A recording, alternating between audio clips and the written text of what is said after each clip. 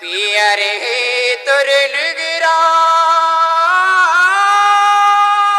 पियर तुर पोलका अलीने गलीने में काबरे रेगे मुड़ीला करके ते उहरा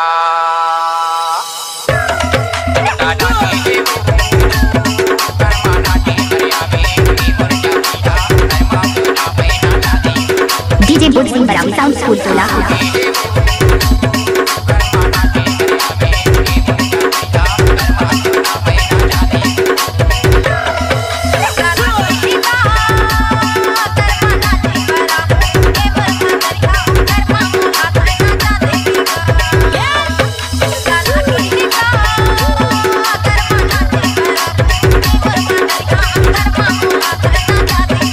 DJ Boots in Barawi Sound School Tola.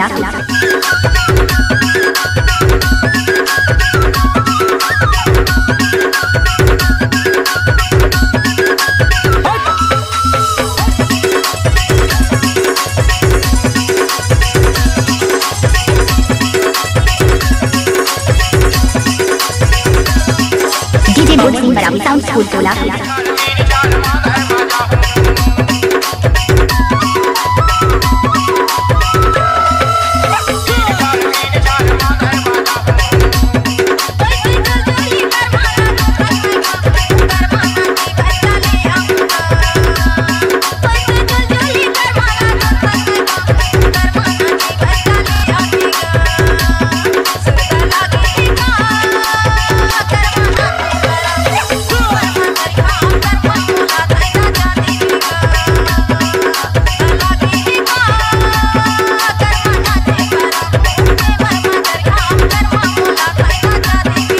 DJ Boots in Barawi Sound School Tola.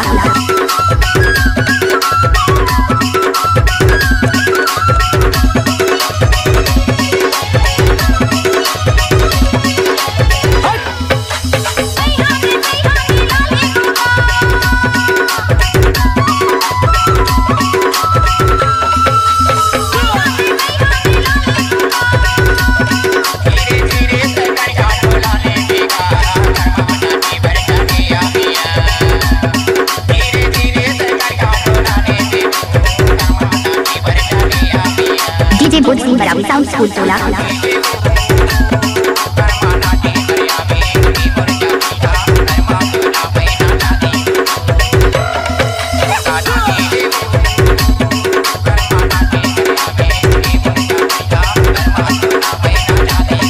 DJ Boots in Barawi Sound School Tola.